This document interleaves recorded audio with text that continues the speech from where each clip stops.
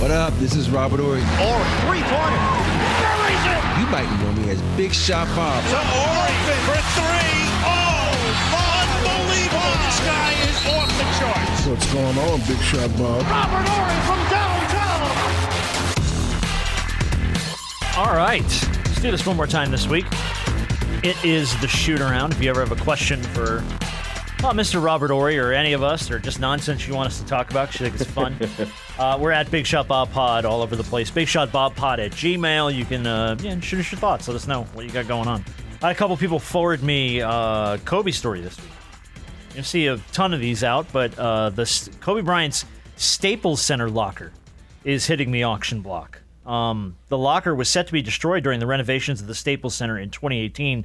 It was saved by a maintenance worker who realized that that was Kobe's locker. And they pulled it aside, and it's projected to fetch about $1 million. I don't know how much of it the maintenance worker gets, but you should give that man all of it if you're going to make $1 million on something you all were ready to rip apart. 50%. Those lockers are like, what are NBA lockers like? I've seen all different like styles of lockers in different locker rooms. The one that's going up on the auction block for Kobe didn't look very big. Looked kind of tiny. He had two lockers. Like, he and Shaq had two lockers. The rest of us had one. Like, what can you even get in those? Because it is like there's not a lot of room. They're bigger now. When they remodeled them, they made them a little bit wider. Yeah, but it's not much. You know, if you really think about it, what do you really keep in a locker? What, like shoes, a change of clothes, maybe? All you kept was like some deodorant. Deodorant, body wash, lotion. And now they provide all that stuff, so you don't really keep it and most of the time you bring it with you, if you know. So a lot of guys, nowadays these guys they wear like 20 pairs of shoes during the game. Like, you go in my locker, it wasn't nothing but fucking dust and cobwebs because I ain't keep shit in my locker. I mean, I've seen the lockers done up now though in some locker rooms where they have they'll do the TVs on top of them. Guys will put their fucking PlayStations in there and their Xbox, and they'll sit in there and game before. That all started in Portland. Portland, they had with the owner there, he had the best lockers, he had the best playing. So it's always a trickle down effect. So you did A, okay, we do A and B. Yeah, we're gonna up it. You learn from what makes players happy. So, but I think the Laker locker room is just playing, because this is a place of business. You want to play PlayStation, go home and play PlayStation. You know what I mean? Yeah. What was the nicest locker room you were in? Do you remember? Either a team you played for or somebody you visited. Was it Portland? It was weird. Denver. I remember when we went in Denver's locker room, and that was the first one I ever been in where it had carpet on the floor, they had their logo on the floor, and all the guys had these huge lockers, and they had their own little iPads in the lockers so they can watch film or something. Denver's locker room was nice. Yeah, that's cool. Yeah, yeah. Major League Baseball players get nice lockers too. That's pretty cool. They put a bunch of those there. So. Hey, y'all, my wife has been watching that All-American, whatever, the Dallas Cowboy thing documentary. Chili, the DCC. Yeah. Fuck, their locker room is even fucking nice. I saw that shit, I'm like, damn, they got a nice locker room. That's Jerry. That's the Cowboys. That's Jerry, man. Yeah. That's Jerry world, man. One thing Jerry knows how to do well is spend money frivolously. He's an expert at that. Question for Kate. How much is that team going to sell for? You hear he's up on the auction block. Well, come on. Who? The Cowboys. On what auction block? He's thinking about selling them. Who, Jerry? Yeah. Yeah, right. Jerry won't even hire a general manager. He's going to sell the team? Come on now. It's the most valuable franchise in all of sports. It sure is, which is crazy. I thought the Barcelona team was the soccer team. It might be close. But the Dallas Cowboys are the most valuable. Stupid Cowboys. All right, question from Casey, Rob. How old were your kids when schools started to recruit them? How young is too young? Because Braxton Miller's kid is only 11, and he's getting offers. So I sort of teased this story on the Tuesday show. This is my alma mater. Landon Miller, who's Braxton Miller's kid, is a 2031 prospect. He's the son of Ohio State quarterback Braxton Miller. Got an offer from FAU on Friday night. The Owls head coach is now Tom Herman. He used to coach in Houston. Coached Braxton Miller at Ohio State in 2012 and 2014. FAU was 4-8 last year. They offered an 11-year-old a scholarship. They do that all the time now. You'd be amazed at how many kids get offered scholarships. They try to get in there first, make that loyalty side come into play. But loyalty is out the window now with NIL. There's How no much you going to loyalty. pay me, right? Yeah, exactly. So, But when you went through the recruitment process, how old were your boys when people started recruiting? sophomores, juniors, Okay, so that feels right. high school. Yeah, high school feels right. Yeah. Middle school, I don't know. Like I don't. I remember when I got my first letter. It was from a little small school in Kentucky. It was Cumberland College, and they sent me a letter, and they even invited me to the camp, and I didn't want to go. So my mom and my high school coach made me and a friend go. And let me tell you, I went to this camp. I won every award at this camp except one. And that was a slam dunk contest because I missed the dunk. I said I was the best thing at this camp. It was like, what the fuck's going on? I know I ain't this damn good now. But my parents and my coach made me go to Cumberland College. And I was like, man, this is some bullshit here. And we took the bus. Okay. And we took the bus. Well, and yeah, that was pre-NIL, But this was during the time when that guy was snatching kids and the little black kids in Atlanta. Oh, you're talking about during the Atlanta child murders. Yeah. Oh. And so me and my friend your ass Derek, was on a bus? Me and my friend Derek, God rest his soul, we was sitting in the bus station, literally like locked in arms, like this. We were scared as shit. Think about it. We were freshmen in high school. We were scared as shit. And they put your ass on a bus and sent you to Kentucky. Dude, we have no fucking money. We had to go on a bus, man. I wouldn't do that now. You're not putting me on a bus now. No. Sending me to Kentucky. That's not happening. Yeah. All right, Rob, the one thing I've always dreamed about if I hit the lottery or hit it rich, you know what I always wanted? Let me guess. A Ferrari, a mansion in the hills, a butler, a maid. You know what? I'm going to say yes to all of those, but the one thing that I always really wanted, personal chef. Like every time I go to the doctor, she's like, you're doing good. You need to lose a little bit of weight, and that all comes with what you eat. And I'm like, I like to cook. This is coming from a guy who loves to cook, but like all the meal prep and everything that's what I'd want. I want a chef. I get that, but guess what, my friend? You do not need all that. What you need is Factor Meals. Factor Meals, they're fresh, they're never frozen, and they're dietitian approved and ready to eat in just 2 minutes. So being busy is no longer an excuse, my friend.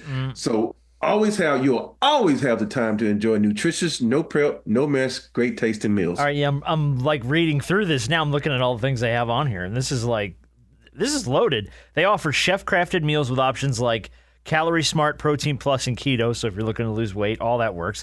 That's good for me. 35 different meals and more. 60 add-ons to choose from every week. The variety is unbelievable. And they offer restaurant-quality meals that feature premium ingredients like filet mignon, shrimp, and blackened salmon. So, I think you've kind of talked me into this, buddy. Hey, stop me right there. Blackened salmon. That's my favorite. Dude, love it, man. And you think about it. We always talk about dad bods. You know what? Dad bods. Think about it. I'm not allowed to mess up the kitchen if I'm getting rid of my dad bod. So factor this in. My kitchen time is at a minimum. Factor meals are ready in 2 minutes. Think that, 2 minutes. No shopping, prepping, cooking, and our favorite, no cleaning up. Thank you. And you get to choose from 6 menu preferences to help you manage calories, maximize protein intake, avoid meat if you're that type of person, or simply eat well balanced. And I got a deal for you to get started. Yeah, I've got it right here. If you go to factormeals.com/BigShotBob50 and use that code BigShotBob50, you're going to get 50% off your first box, plus 20% off the next month if you sign up. Now, I got to tell you, 2 minutes to be done with dinner, no prep, no mess. Dude, sign me up. It's BigShotBob50 at factormeals.com/BigShotBob50. Get you 50% off your first box, 20% off the next month while your subscription is active. So thank you to our friends at Factor Meals for throwing us some food. I'm anxious to cook these things up and see how they are, and hope keeping our podcast going here. Factor Meals is what's right for you in the fast life we live in. That's right, man. The Suns and the Celtics are going to have the highest luxury taxes ever, and they're higher than their actual payrolls. Yeah. Coming up. I know we talked about this a couple weeks ago. I just want to touch on it one more time because this is from Yossi Goslin on Twitter. Let's start with the Phoenix Suns. Their 2025-26 salary is $239.2 million. Their luxury tax bill, $341.3 million. It's $100 million more than their salary in luxury tax that they have to pay. And they ain't winning a thing. No, and this is the Suns. The total owed in the 25-26 season with luxury tax, $580 million.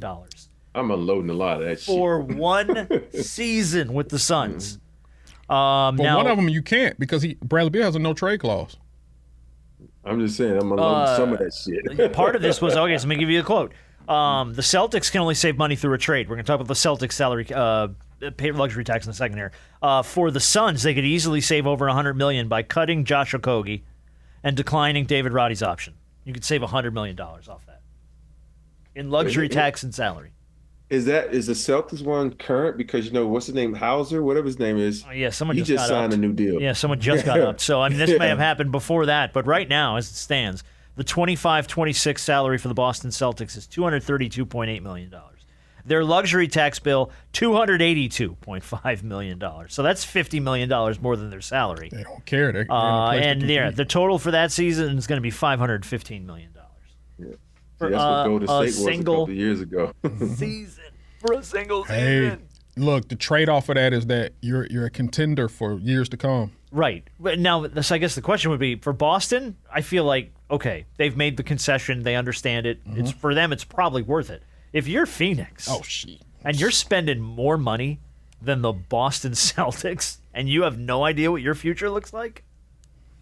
And you can't get nobody to come there and play. Right. Hey. Like, I mean, number one, they didn't want to go there. Number two, you ain't got no money. And I tell you what, and this is not, I mean, we're going to see obviously how it shapes out in the Olympics. Devin Booker ain't been a whole hell of a lot for Team USA. Yeah, it ain't his team, though. Yeah, I know, and it's like you only get limited minutes and you get limited touches and stuff, but it just hasn't been great. So, like, I don't know what the future is for Phoenix with all that kind of payroll tied up the way it's tied up.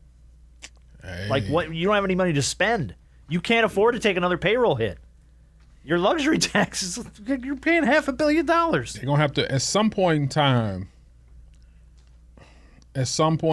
you either got to hope that KD going to want to walk. This is one of those times where I guess you look at it, it's like, Lord, I hope KD will walk in another year. So.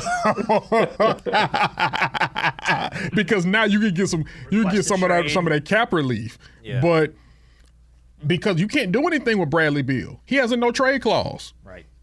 And you just signed him. I know that's Devin Booker's team. Yes. And I know they're reluctant to trade him. But I feel like Book's going to be there. Yeah. So I don't know. Long road for Phoenix. Hey, not my money. No, hell no. Not this kind of money. Question from Corey. Do you guys believe in the Nick Castellanos voodoo? Do you know who Nick Castellanos is? Your name sounds familiar. Plays for the Phillies. Yeah. Ball player. He is the guy who homered in the middle of Tom Brennan's apology speech for using a racial slur on the air a few years ago. He was literally like mid-apology, and Castellanos homers, and he's like, and I'm sorry I used that language. There's a home run from Castellanos, and I'm going to go to try and be better. And man, like he was apologizing for using racial slurs. Right. Castellanos homers. Well, it has now happened since that moment when it went super viral. This has happened like a ton of times.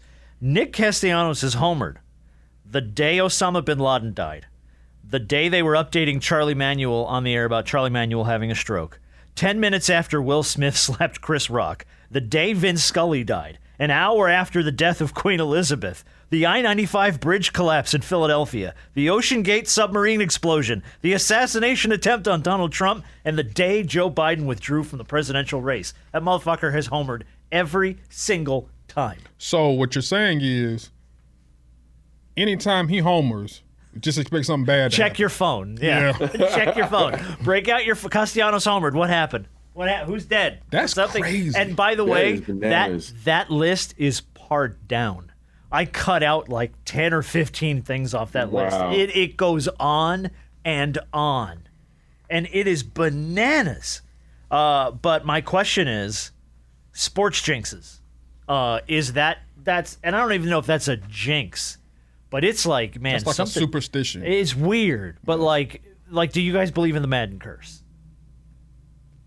I did for a minute, and until who was on the cover? I think it was Somebody broke it. yeah, someone broke it because he said he didn't believe in it. Yeah. Yeah. The Madden curse has gotten out of control though a little bit. I mean, well, God, I'm trying to let me see the history of the Madden curse. Let me see which ones there were on. I believe in a cooler though. The what? Yeah, a cooler. Yeah, A-Rod was a cooler for a long time. Whatever team he was on. True. The cover athletes Madden 22 were Patrick Mahomes and Tom Brady. So yeah, that's pretty much what got you there. Yeah, anyway, it's been a long road, and it seemed like every time somebody would hit the Madden cover, they get hurt. Something would happen. Yeah. Something would happen. I mean, Michael Vick was on the year that all that went down. So yeah, the Madden curse I feel like is real. There's a little something there to it. There might be something to it, but the Castellanos one scares the hell out of me. Yeah, that's crazy. That one's wild. Every time he homers, I'm like, what happened? Something happened. Check your phone. You talking I wonder if he tells people like, I'm not talking about that. At this point, I feel like he's got to, because he's probably asked about it constantly. He's got to be asked about it all the time. I mean, it happened the day they tried to shoot Trump and the day that Biden withdrew from the election, which are the two biggest stories on the planet. That's got to be... So does these things happen before he hits a home run or after he hits a home run? Sometimes it's before, sometimes it's after, but it always happens on the same day. Hey, it'd be like, yo, some shit went down, Cass. Home run today. Hold up, let me get the betting apps out. That's depressing. Laying money on Castellanos to hit a home run. Because usually a home run, obviously a home run is an amazing time and it's a joyful event. But then for your joyful event to be connected to something that's catastrophic in a sense, that's got to be, when you sit back and think about it, that's got to be a little depressing. Well, I think it's depressing, too, in the sense that this is something that's probably he's going to be associated with forever. Forever. Like, it doesn't matter how great of a career you have or how many titles you win or whatever it is. This is going to be the association for the rest of your career. Yeah. Every time you homered, some shit went down. Like, we need you out the games. All right, let's end with the audio of the week this week. I love this because I just love this woman. This was going viral this week. This woman caught a couple in the shared apartment complex pool. Oh, I saw this. Getting down, like fully having sex in the apartment complex pool, which there are so many horrible, disgusting things to lay into that about. But I love this audio because you're going to hear her pull her screen door open. You're going to hear the door open, and she goes off. Hey, I definitely just called security on the both of y'all nasty asses while you out here done took your dirty ass panties off in that nasty ass water. That's so fucking disgusting. Kids, get in that damn pool. You need to put your nasty ass panties back on, jump your ass back over that fucking balcony and get the fuck out that pool, because that's so disgusting. All the places you can have sex, you gonna choose to have sex out here in the damn pool? That's so fucking nasty and dirty as fuck in a chlorine pool. Goddamn! And the cat came in at the end. Goddamn! That's probably why they decided to do it. They said, well, the chlorine to kill it.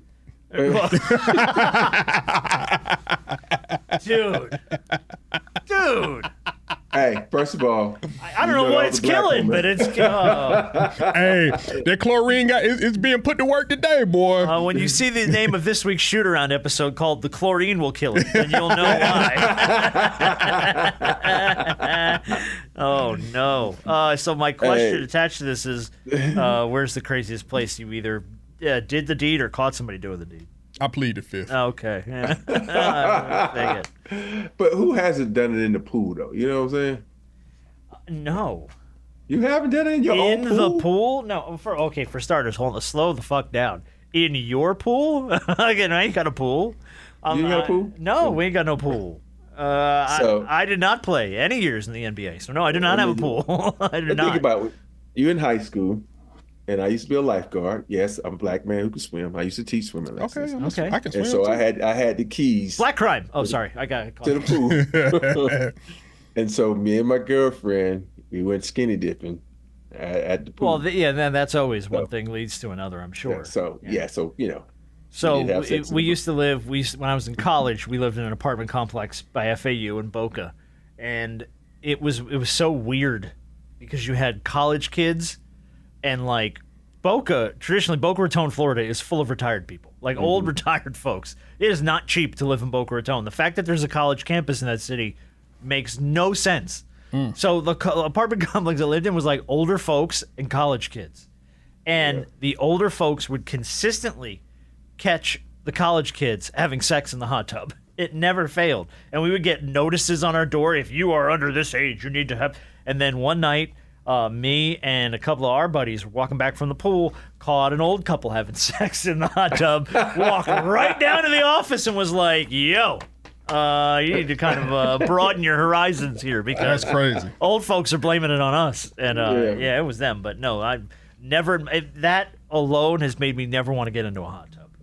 Just because I'm terrified of the disgustingness that is floating around in a hot tub. Yeah, it's like you say, oh, let's say, the thing is like, I'm like, you try it, but it's no fun. No, it's no fun. it doesn't seem like fun. It's no fun. It's like sex soup. It's just hot sex soup, and you're like, I don't want to. Fun, but just like one thing, so you want to try it because you have sex in the pool.